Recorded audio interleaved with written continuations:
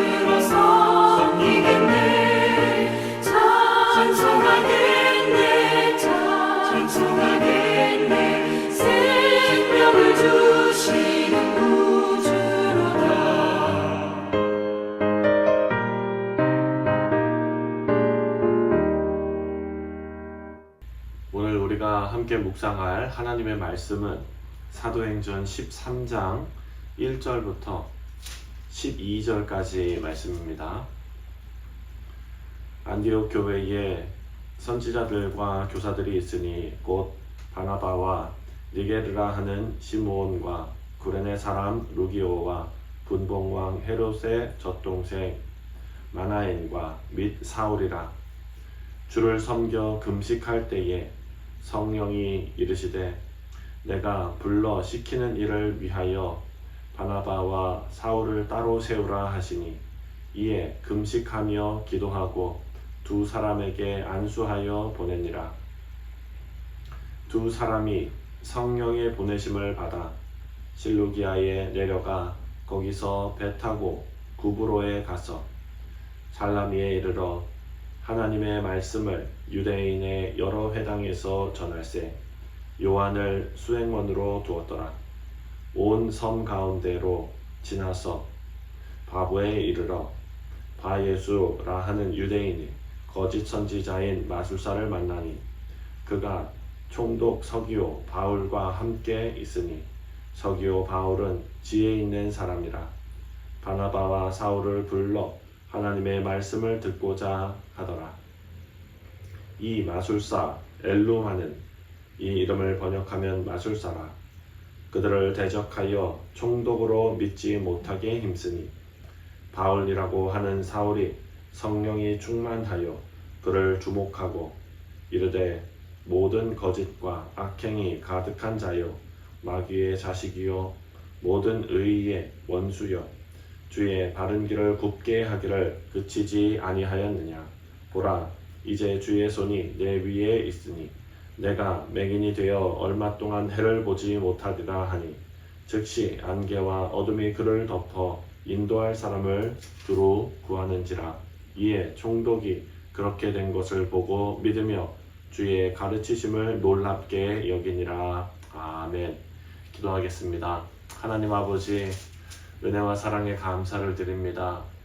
오늘도 이 말씀을 묵상할 때에 성령께서 우리의 마음을 주장하시고 우리의 마음이 옥토와 같이 변하여 성령께서 교회를 어떻게 이끌어 나가시며 하나님의 역사를 어떻게 이루시는지 잘 깨달아 알게 하여 주옵소서.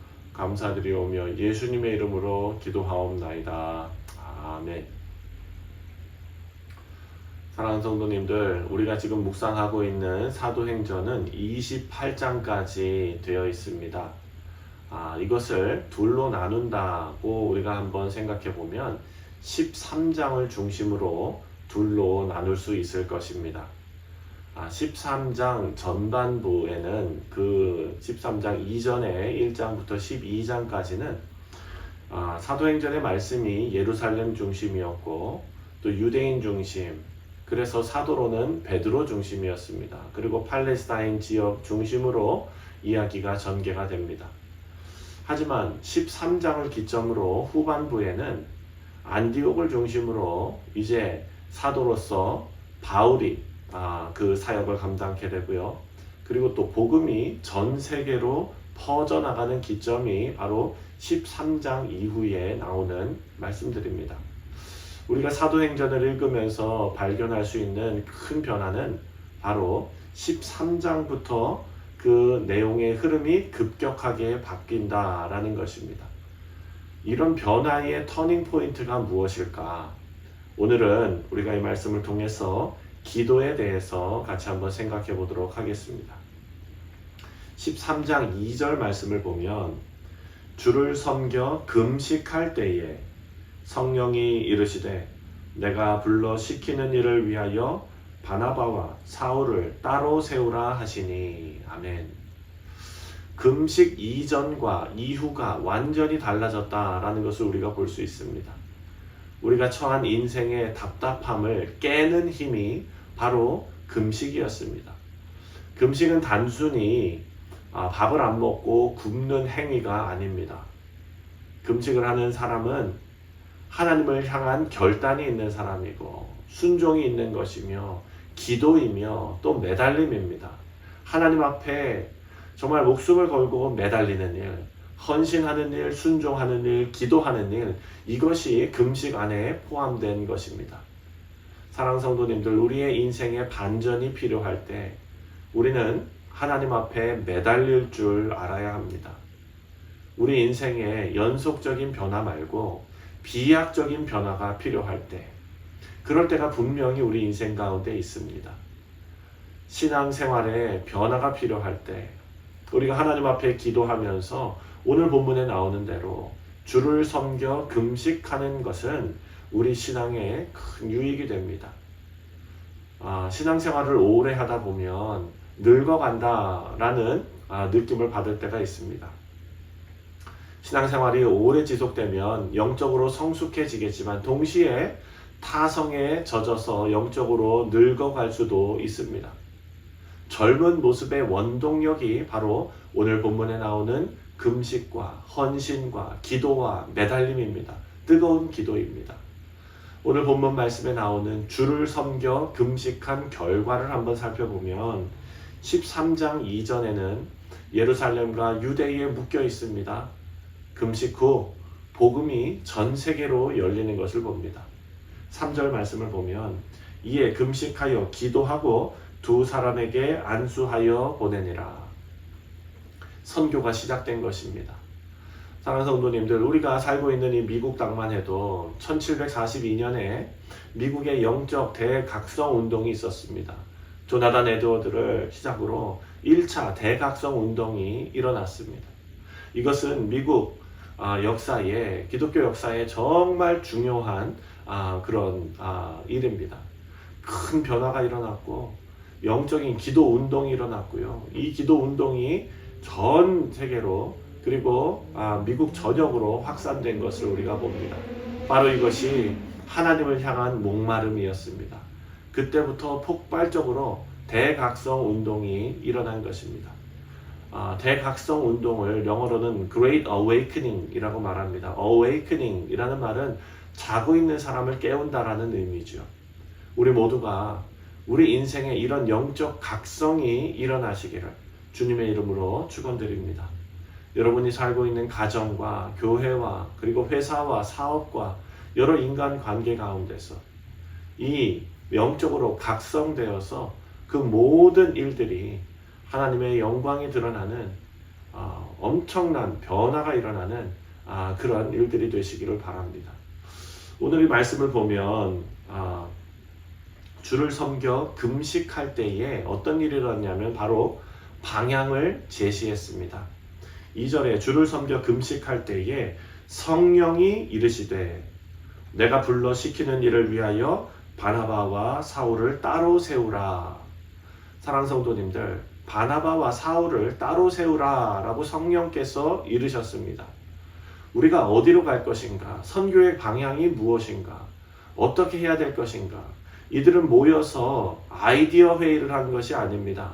모여서 순종하며 섬겨 금식했다, 기도했다 라고 기록하고 있습니다.